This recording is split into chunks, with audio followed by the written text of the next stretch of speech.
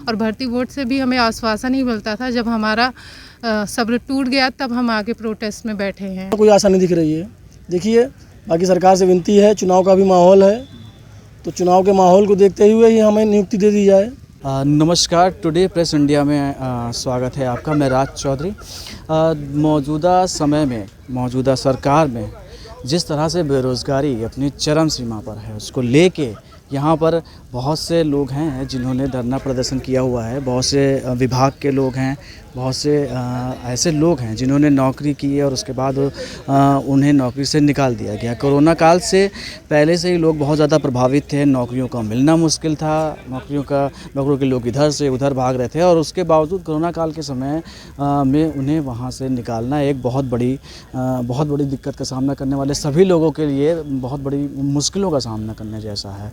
और बेरोज़गारी इस तरह से बढ़ चुकी है। मौजूदा सरकार से लोगों को यही शिकायत है कि मौजूदा सरकार में नौकरी तो मिलनी नहीं है और जो आ रही है वो भी उन्हें वहाँ से हटा दिया जा रहा है। तो शिकायत मौजूदा सरकार से सभी की है और देखते हैं आने वाले 2022 के चुनाव में इसका कितना प्रभाव सरकार पे पड़ता है। आइए इसी विषय पर बात करते हैं। जो लोग यहाँ पर जितने भी बेरोज़गार लोग हैं जो निकाले गए हैं विभाग से, इसी सिलसिले में उन्होंने धरना दिया हुआ है यहाँ पर। आइए इनसे बात करते हैं और जानते हैं कि आखिर कितने दिन से ये धरना दे रहे हैं और शिकायतें क्या क्या हैं इनकी मौजूदा सरकार से। मैं यूपीएसआई 2016 का प्रशिक्षु दरोगा हूँ। मैं इससे पहले भी सीआईएसएफ में सब इंस्पेक्टर पोस्ट पर जॉब कर रहा था। 2 साल से फ़िलहाल वहाँ पोस्टिंग था। यहाँ से बुलावा आता है, यहाँ चले आते हैं। यहाँ आने के बाद हमें पिछले 14 महीने से घर भेज दिया गया है। अब हमारी पुरानी नौकरी भी चली गई और इसका भी भरोसा नहीं है। यहाँ पे हमने भर्ती बोर्ड पे और कई जगह पता किया कि ठीक है, हम पुरानी नौकरी में अपना वापस जाना चाहते हैं तो हमें एनओसी दे दीजिए। तो उसके लिए हमसे 5 लाख की डिमांड की जा रही है कि आपको ट्रेनिंग कॉस्ट जमा करनी पड़ेगी, आपको एनओसी दे देंगे। अब आपने हमें सैलरी के नाम पे 1 रुपया भी नहीं दिया है और 5 लाख की डिमांड अलग से कराए जा रहे हैं। ना हम अभी यहाँ पे एक तरीके से सेट हैं और ना हम वापस जाने के लिए एलिजिबल हैं, क्योंकि अब 5 लाख हमारे पास है नहीं देने के लिए। तो क्या अभी करना है अभी दोबारा फिर से? बस अभी तो कोशिश कर रहे हैं, सरकार से प्रार्थना ही कर रहे हैं कि आप हमारी प्रार्थना सुनिए और हमारी नियुक्ति का मार्ग निर्धारित करिए, हमारी पोस्टिंग कराई जाए। हमारा ऑर्डर जो 7 महीने से रिजर्व पड़ा हुआ है सुप्रीम कोर्ट में, उसको डिलीवर कराया जाए। और बाकी हम लोगों का कोई ऐसा मैटर नहीं है कि यार सरकार हमारे पक्ष में कुछ बोल नहीं सकती या कुछ कर नहीं सकती है।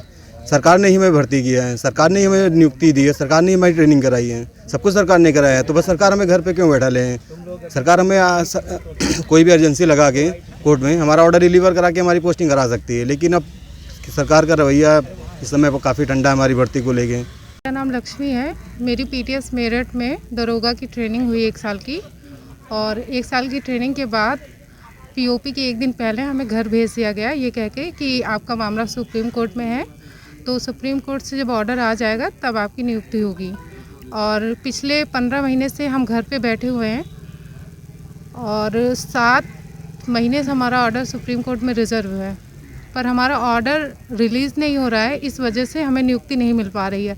सरकार अपनी तरफ से कोई प्रयास नहीं कर रही है, तो हम यही चाहते हैं सरकार एजेंसी लगाए ताकि हमारा ऑर्डर जल्दी से रिलीज़ हो और नियुक्ति मिल सके।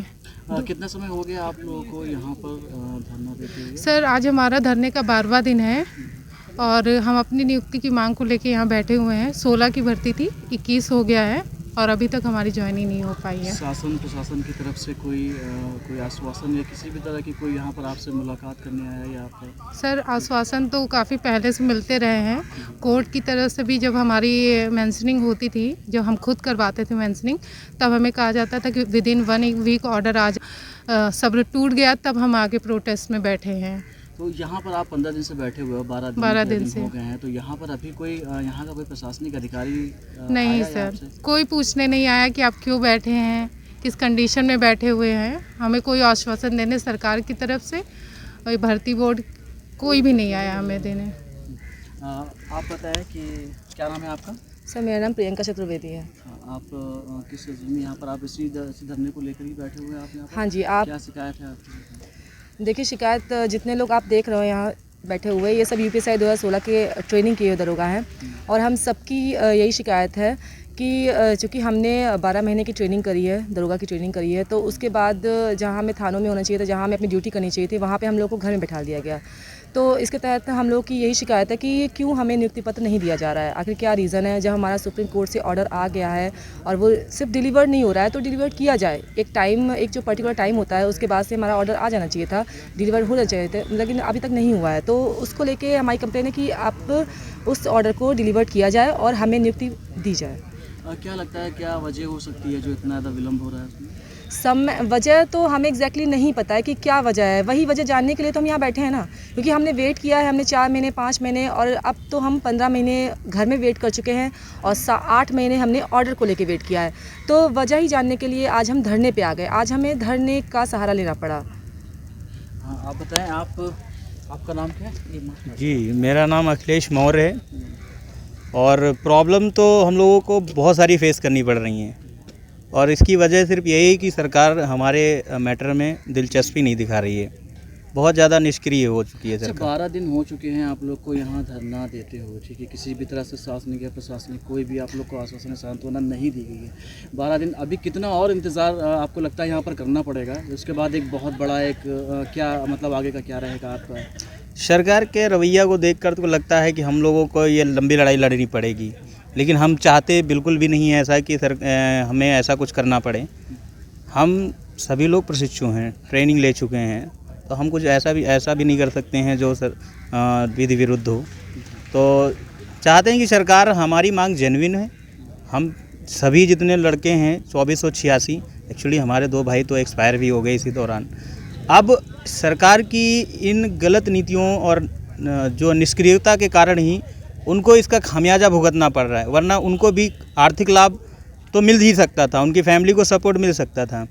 अभी उनको कोई सपोर्ट नहीं मिलना, तो इसकी जिम्मेदार तो कोई ना कोई तो होगा।